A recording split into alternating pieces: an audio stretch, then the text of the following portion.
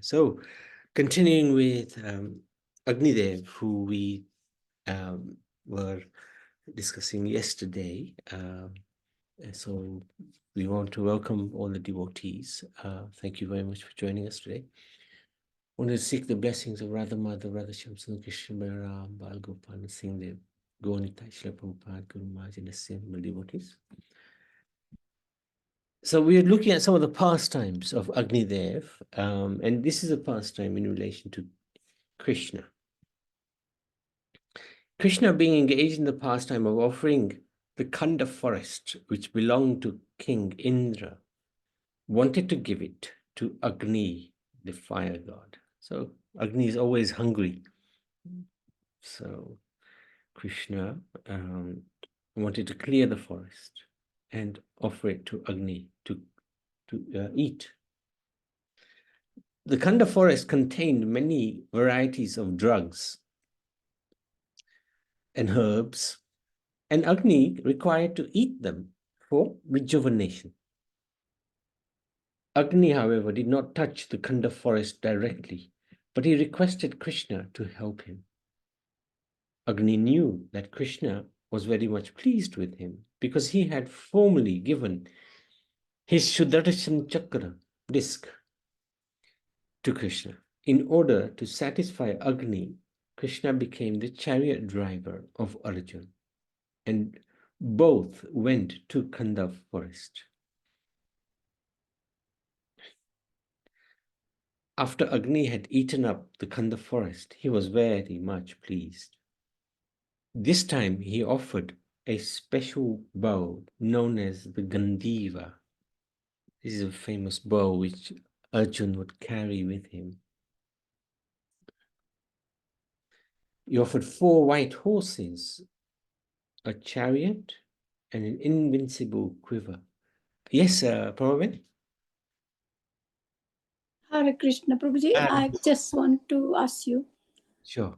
When Krishna said Agnidev, that he will give to eat this Khandava forest, does it mean will it burn it down? Yes, he burnt it down. And there was a reason for that. There was a reason for doing that. I think the reason was there was what was his name? There was a snake living there, the king of all snakes, Takshat, I think. Takshat. Yes, I remember that. Yeah. Yeah. And so, it was poisonous. Yeah. Yeah, it was poisonous, very poisonous. Yeah, correct. That's right. Yeah. Thank you. Just carry on, Hare Krishna, Prabhuji. Thank you.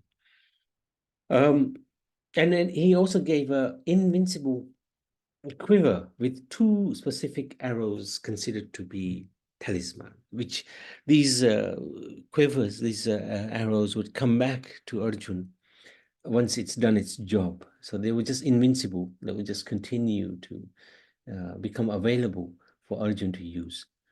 The chariot was capable of conquering all sides wherever it was drawn over the 3 worlds. So this chariot was used, and the horses as well, and the Agnideva bow by Arjuna during the Mahabharata battle.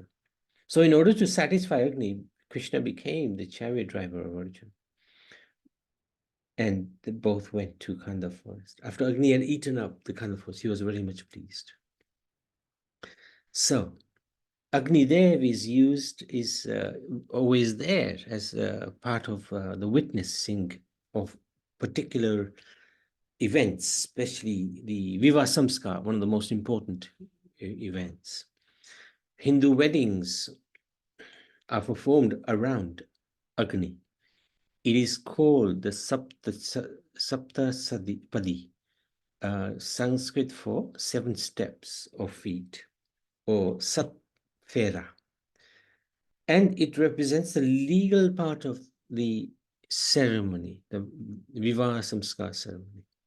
The ritual involves a couple completing 7 actual or symbolic circuits around Agni, who is considered a witness to the vows they make to each other. So Agni effectively also represents the Supreme Lord, like he does when a yagya is performed and we offer ahuti or samagri to the Agni. It's actually we're calling upon the Supreme Lord in the form of Vishnu to come, or in the form of Agni to come. But actually, we're inviting Vishnu when he's accepting the offerings. Each circuit of the consecrated fire is led by either the bride or the groom, varying by the community and region. With each circuit, the couple make a specific vow to establish some aspect of a happy relationship and household for each other, as Agni, with Agni as the divine witness to these mutual vows. The Agnihotra involves fire.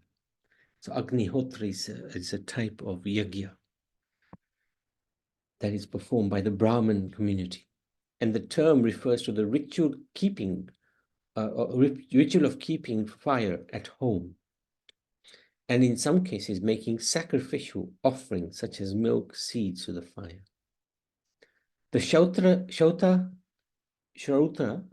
texts state that it is the duty of man to perform Agnihotra. A wide range of Agnihotra procedures are found in the Brahmana layer of the Vedas, ranging from the most common, simple keeping of sacred fire and its symbolism to more complicated procedures for countering sinful behavior, to rituals claiming to grant immortality to the performer. According to the Jaiminiya Brahmana is like a text. It's not the Vedas, but it's accompanying the Vedas. For example, an Agnihotra sacrifice frees the performer from evil and death. In contrast, states the Shatapatha Brahmana, Agnihotra is a symbolic reminder and equivalent to the sun, where the firekeeper is reminded of the heat that creates fire, the fire in beings, the heat, the womb behind the cycle of life. So Agni is very important, and the scriptures back up the importance of Agnihotra. Ancient medicine and food, Agni is known as Vishvanara. So this Vishvanara is also described very briefly in the Bhagavad Gita. Krishna says, I as the Vishvanara, I enter into the stomach of a living being to digest the food. So Agni is also residing within our stomach. Just as the illuminating power in the fire is a part of Agni's own effulgence, even so the heating power in the food's digestive and appetizing power is also part of Agni's energy or potency. Agni is viewed as a life force in the healthy body. The power to digest food and innate in food is very important. Right? In Ayurveda, the amount of Agni determines the state of health. So Agni is encouraged the fire of digestion is encouraged in our system so that we can digest the food, which turns into energy. If we can't digest the food in our stomach, then it becomes very hard to do anything, to even live. So Agni is very important. Agni as constitutive principle of fire or heat was incorporated in Vedic texts of ancient medicine such as Charak Samhita and Shushruta Samhita. These are part of the Ayurveda system of medicine. Agni is an important entity in Ayurveda. Ayurveda is the fiery metabolic energy of digestion, allows assimilation of food while ridding the body of waste and toxins, and transforms dense physical matter. What is this dense physical? It's the food that we eat, for example, into subtle forms of energy the body needs. This is interesting. Jatar Agni determines the production of hydrochloric acid in the stomach. Bhuta Agni determines the produce of bile in the liver. Kloma Agni determines the production of sugar digesting pancreatic enzymes, etc.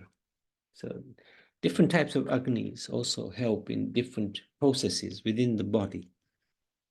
The nature and quality of the Agnis depend on one's dosha, which can be Vata, Pitta, and or Kapha. So these are all part of the Ayurvedic system. Moving on to festivals, Holi, Diwali. Two major festivals in Hinduism, namely Holi festival colors and Diwali festival lights, incorporate Agni in their ritual grammar as a symbol of divine energy. During the autumn celebrations of Diwali, traditional small fire lamps called diya are included to mark the festivities. For Holi, Hindus burn bonfires as Holika on the night before the spring festival.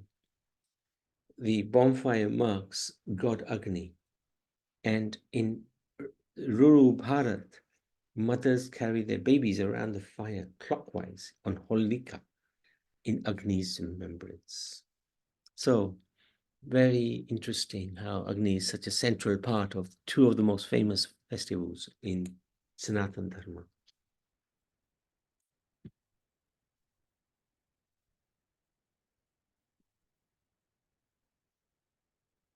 He has two forms. Actually, we've seen he's got many forms, but these are perhaps the two primary ones. Jata Ved is a fire that carries the quid pro quo offerings to the demigods, in which case Agni is light identified with knowledge and with Brahman. In the Jata Veda form, Jata Veda means he who knows all creatures. Agni acts as the divine model for the priest.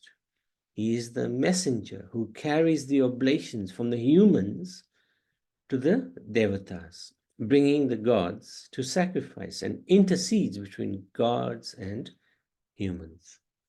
So this is Rig Vedas. Together with Indra and Soma, Agni is invoked in the Rig Veda more than any other Devatas. So the second form, Kravyad, is the form of Agni which cremates corpses. The fire of the funeral pyre that triggers the recycling of matter and spirit. In this way, states Satapatha Brahmana, that after one's death and at the time of creation, Agni heats up and burns only the body. Yet by its heat, one is reborn. So it doesn't destroy the Atma, but it gives the Atma a chance to continue to live in another body. Some of the gods, demigods that Agni is identified with. So some of the Devatas, Varun and Mitra. When Agni is born, he is Varun. When he is kindled, he is Mitra. He is also stated to become Varun in the evening, and he is Mitra when he rises in the morning. So these are quite difficult to understand for us because we haven't got the experience or knowledge to understand this. Indra, so another identification with Indra. Agni is generally presented as Indra's twin. They both go and appear together. In Atharva Ved, Agni is said to become Indra when he illumines the sky. Agni is also called Vishwa Veda, dawn, which refers to both Indra, the protector, and the all-knowing Agni. So Agni is very powerful, very subtle as well, because in our stomach we can't feel Agni or see Agni, but he's there because he's digesting the foods in different forms. So Rudra, connection with Rudra. In Rig Veda, Agni is addressed as having the same fierce nature as Rudra, because Agni can be ferocious. The Shivling represents the pillar of fire, which is Agni. In the Shatapatha Brahmana, it states that Rudra is the same as Agni, who is known by many other names. It also states that this entire Agni fire altar has been now completed. He has now been completed. He is now this god, Rudra.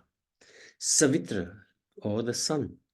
Agni is the same as Savitra during the day as he traverses the space, delivering light and energy to all living beings. So how is his connection with Vayu and Soma? Vayu is wind, and Soma is water or moon. In the Vedas, Agni or fire, heat and light and heat, Vayu or energy, light and action, or Soma, water, are major deities who cooperate to empower all life. So we need all of these. We need the air, we need the fire, we need water.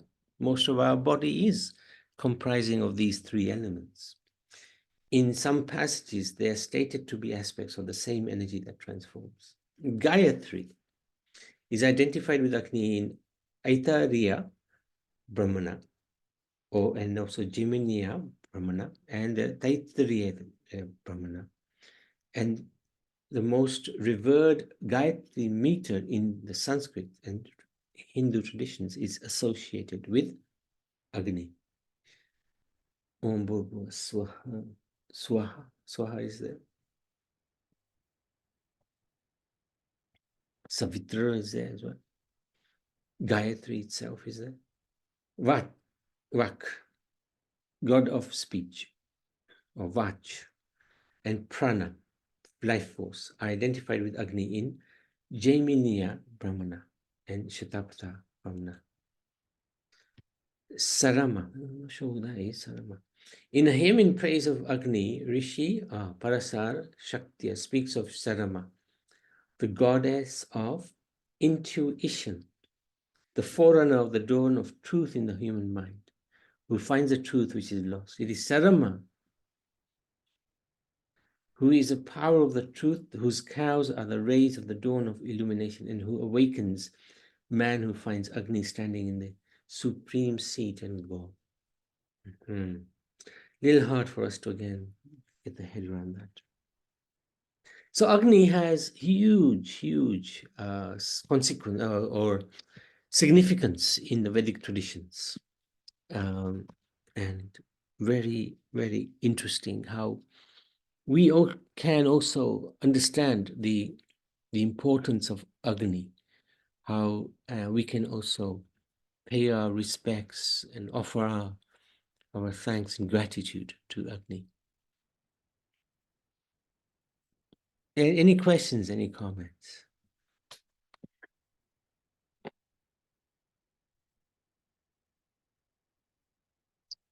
Okay, we can stop there. Agnidev ki jai.